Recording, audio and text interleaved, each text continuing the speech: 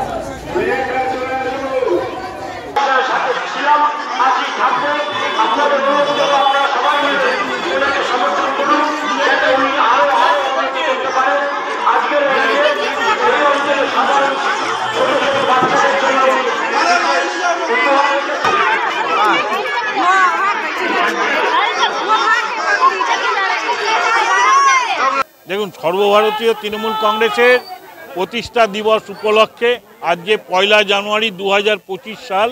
সবাইকেই প্রথমে শুভ নববর্ষের শুভেচ্ছা, ভালোবাসা এবং অভিনন্দন জানায়। তার সঙ্গে বাংলার মুখ্যমন্ত্রী মমতা বন্দ্যোপাধ্যায়ের